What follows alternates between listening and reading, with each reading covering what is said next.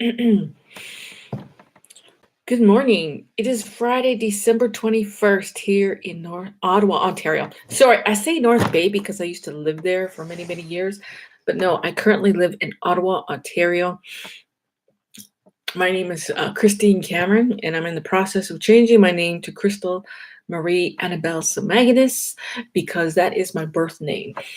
And I'm a 60 scooper, and I'm an activist. I'm a writer, an artist, a photographer, and as you can see, a video blogger or vlogger. I also write articles, poems, all kinds of things, anything to do with the creative arts. I enjoy theater, all kinds of stuff. And I'm also a big believer of in sacred space to create all of these things. I've been sober and drug-free and smoke-free for 26 years. I'm also a mother to 4 and a grandmother of 1. So, yeah, I have a lot of life experience from which I like to derive, some sort of common relativity to the world and try to change the world in a soft and gentle manner. And my family has also been involved in a pretty big production over the last couple years, and that is a CBC podcast by the name of Finding Cleo. It was my family's search for my missing sister. I am the youngest of 7. And then in the early 1970s, we were adopted from the province of Saskatchewan in a program called AIM, which is Adopt Indian Métis. So yes, I am an Indigenous person to Canada. My First Nation is the Little Pine First Nation in North Battleford. And since 1991, I have been making my home here in Ontario. And this is where my children originate from. So yeah. So I do a lot of things in my spare time, which is a lot.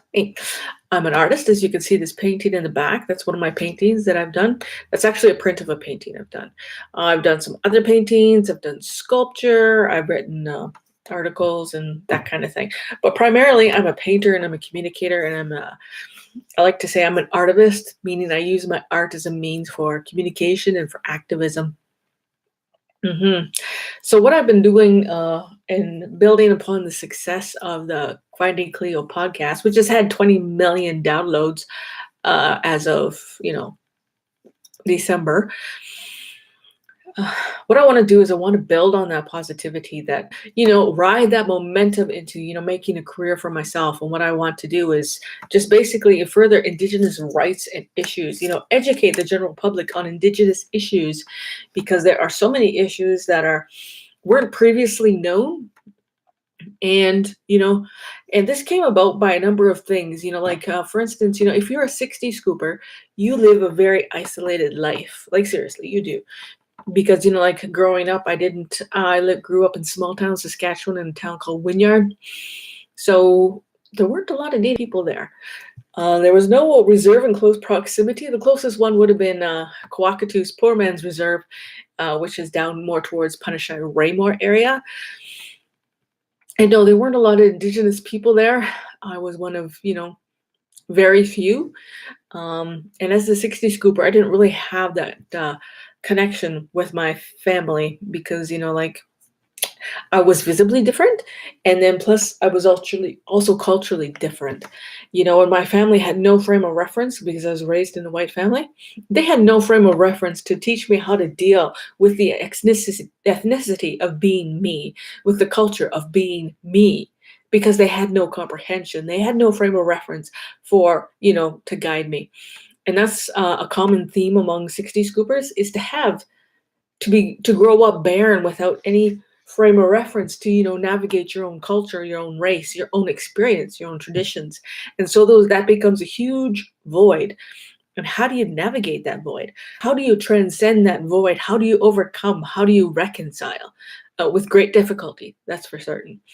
And one of the things that is apparent for 60 scoopers that I'm finding now in my later years, because I'm now 47, one of the big things is that, you develop things such as addictions, mental disorders, such as I have anxiety, I have depression, I have had And the biggest thing is attachment disorder. That's usually a condition that's, mostly associated with people who are adopted, traumatic adoptions. It's a disassociation or an inability to form trusting relationships with other people, and it just stems from an intense fear of abandonment and inability to take criticism. And it's actually a thing. I've done another video on attachment disorder where I talk about it at length for 18 minutes. So I'm just going to skim over it today. But yeah, attachment disorder is a real thing, and it's very common among 60 scoopers. I also have OCD, like I have auditory and tactile, like triggers and whatnot, and preferences and aversions that are, like I'm very cognizant of. And, in my family, I've, educated my children about, okay, this particular thing really annoys me. Can you help me out? And I'm not mad at you. I'm just like having a physical reaction to this stimulus, right? And so they're very aware of my triggers and whatnot, and they've helped me because, like, I think that understanding, compassion, and knowledge is the key to, like building relationships with other people, and forming a secure life. With a podcast, 20 million downloads is pretty hard for me to comprehend at times, because that's a lot of people, right? And when I did the podcast, my siblings and I, there are 4 remaining siblings alive today. I have a sister in Vermont, a brother in Pennsylvania, and a brother in Edmonton, Alberta. When we did the podcast, we had no idea that the story would resonate like it has, and we had no idea that it would, continue or go out into the world and be received in the capacity that it has. And it's absolutely mind-boggling, and it's really, really difficult for me to comprehend that amount of people have been, number 1, listening to my voice, number 2, being educated about missing and murdered Indigenous women and girls, the residential school, and the 60 scoop, and really bad child welfare policies, and number 3, that, like it's had a worldwide impact. And finally, 4, at 20 million plus and counting people have heard my voice. It's just, the voice of my brother and my sister, and, been engaged in the whole journey that took over a year, from wondering where my sister was until the end of the podcast. So if you're interested in that podcast, it's at cbc.ca/radio/finding Cleo. And there's also the hashtag Finding Cleo on Twitter. And also I post some things on Instagram and, of course, Facebook. So social media has been an excellent vehicle in getting the podcast out and into the world. And yeah, 20 million. It was also on Apple iTunes.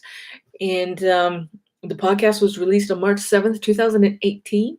And so, like, it's been less than a year and it's had 20 million downloads. And that's just really, it still blows my mind. But at any rate, I was listening now that, the podcast has been out for like over 6 months to a year. There are things that are going to be happening now. One of those things is, number 1, award season. And number 2, people are talking about the podcast in great detail. Like it's been on panels, it's been featured, it's on top 10 list. Like yesterday, it was on vulture.com's number 1 list. So yeah, that is just hard for me to comprehend that, it's still out there and it's having that kind of impact. And while I listened to a podcast actually from Ryan McMahon this morning, it's called Canada Land, and it was a podcast on Thunder Bay, and he was talking about some of his most influential podcasts, and Connie Walker was also a part of the panel. So I posted that on my Facebook profile, and I listened to the podcast this morning. It was 46 minutes long, and a few thoughts came to me while I was listening to the show with Ryan McMahon and Connie Walker and fellow Dame Jesse. Some other folks were on the podcast as well.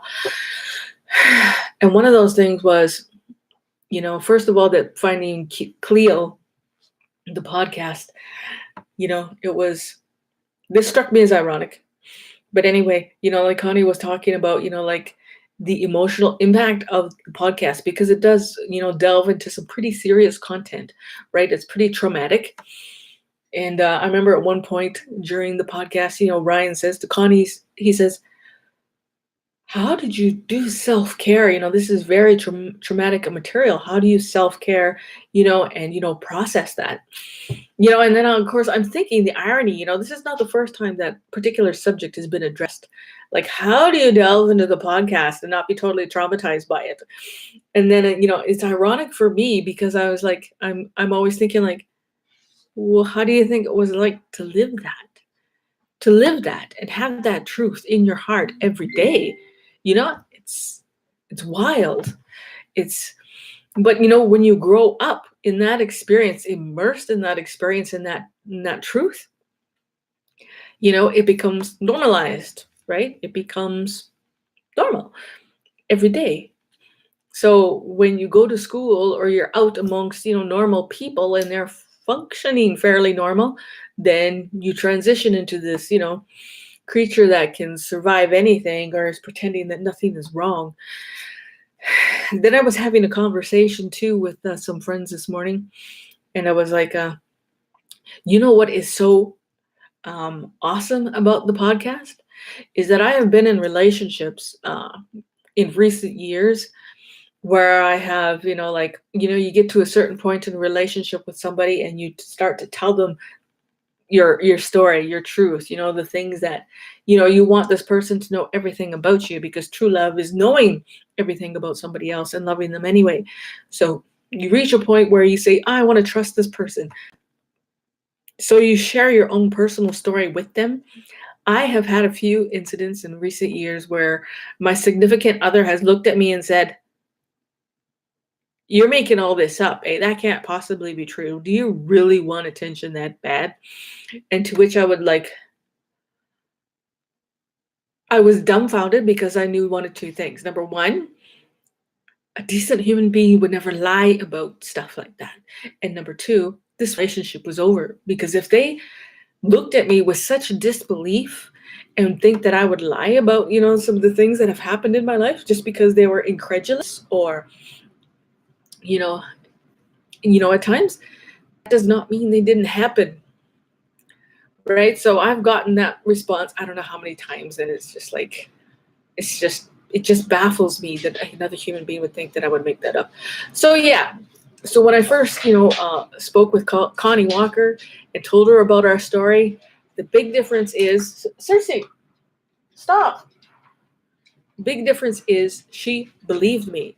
And that's amazing because, so many people in my life did not believe me and just thought I was, like making stuff up for, yeah. So yeah, it took me a while to wrap my head around that, but yeah, so Connie Walker believed me, and then in producing the podcast, all these weird and strange and far out and incredulous, things really did happen, and unfolded to this, horrible, not horrible, but this tragic, intense story of a family, our family, who lost our sister, and our sheer determination, decades later to find her.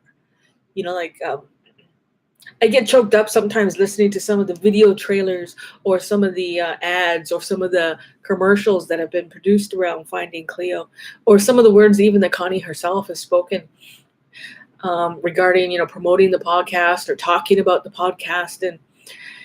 And really, I think the big thing that made Finding Cleo a success is the fact it was truth. And you see a very different Christine than the one that, made the podcast. Because, at the time when we started with Connie, we did not know where my sister was. We had no idea.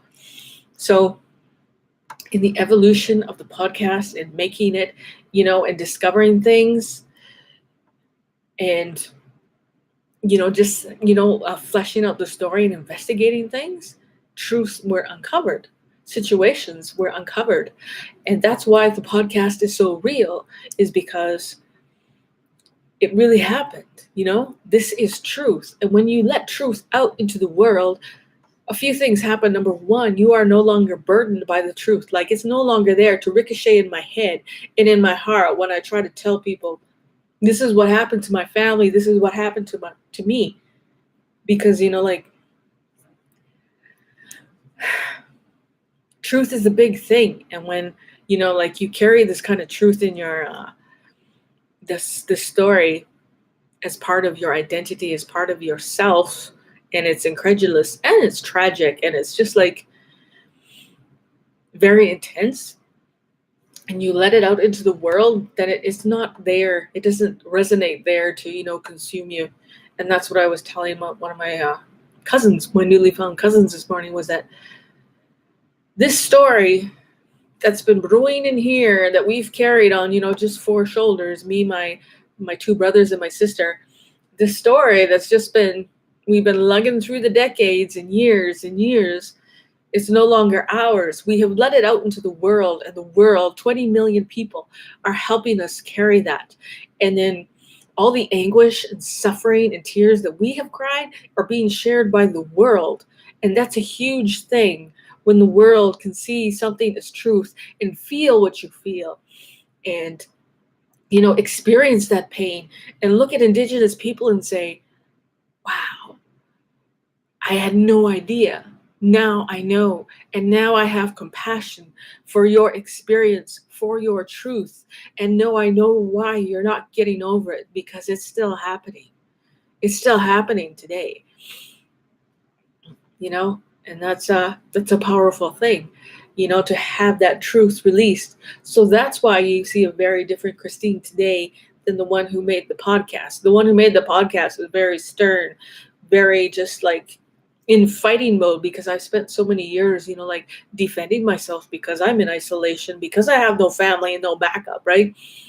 And today, I feel free. I feel validated. I feel like people are compassionate to,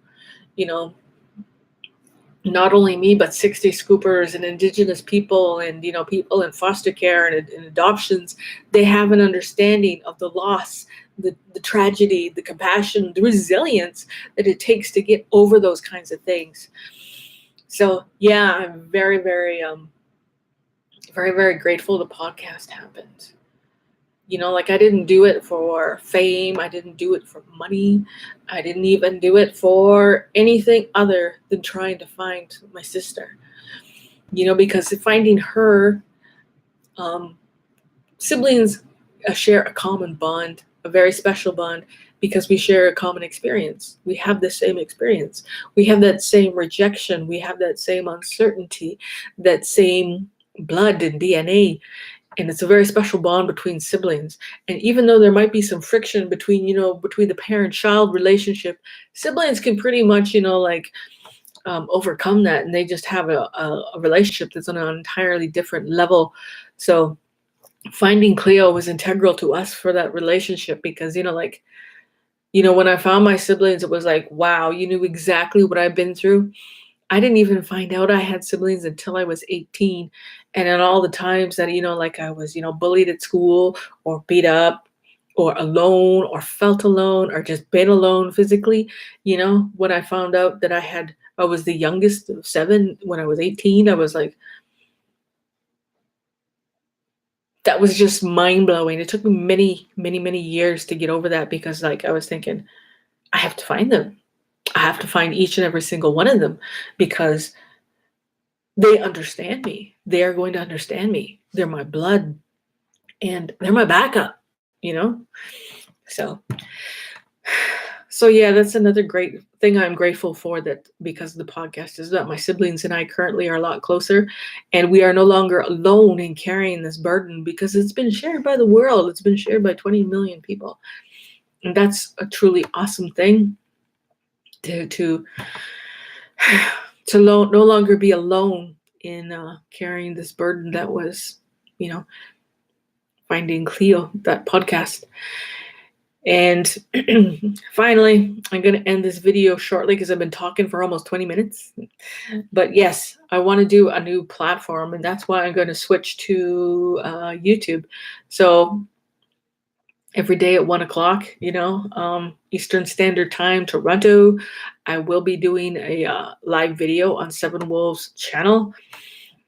And yes, so my name is Christine Cameron, but I'm changing it to Crystal Semagnus. That's my name. That's who I was born as. That's who I was designed for was being a crystal summagonist of the Little Pine First Nation, Treaty Number 6, the Battle River Cree.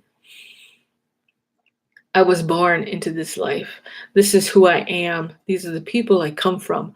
This is my culture, the language that's familiar, even though I've never heard some of the words before.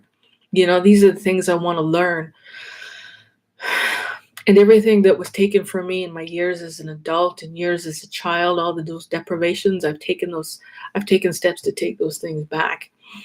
And I have a lot of peace. I have a lot of closure. I have a lot of gratitude for the way things have unfolded over the last year.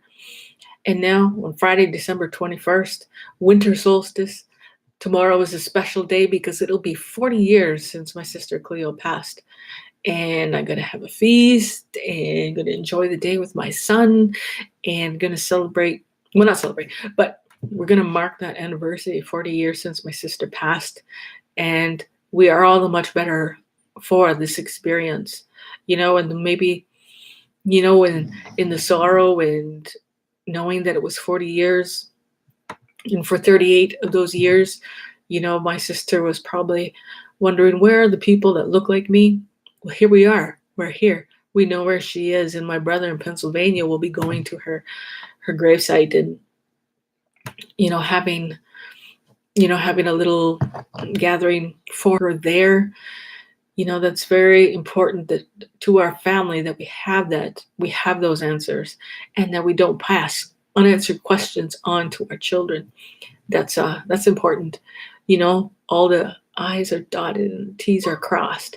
And now that we have participated in the podcast and shared it with 20 million people around the world, and it's being taught in schools and universities and being talked about on radio and articles and had so much exposure, it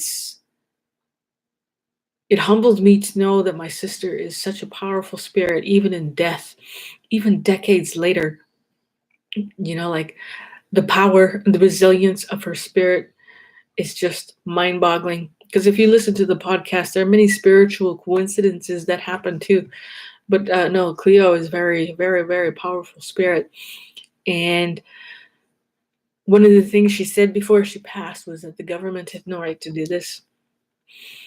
A 13-year-old little girl said that.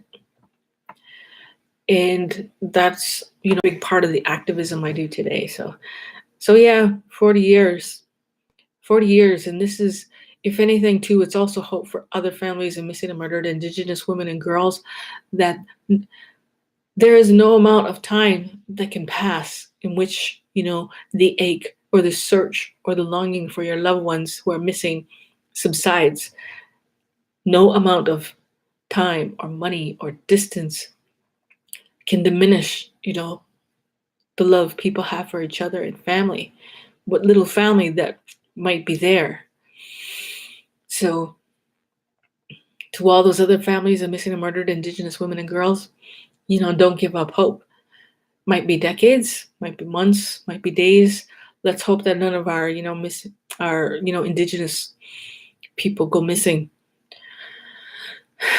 Braden Jacob recently went missing in Thunder Bay. So don't give up hope and pray every day and things turn out. So going into a time of transition, and this is my transition. I'm transitioning from Facebook Live to YouTube. And here on YouTube, I hope to, harness that worldwide audience. So yeah, from now on, I'll be talking about, like lighter subjects because, it is the winter solstice, and I'll be talking about other things. I'm also in the process of writing a book. So if you folks know of any publishers here in Ottawa area region, let me know, because I have several things that I've been working on for the last 5 years. So have a great winter solstice, and I shall check in with you like tomorrow, the day after.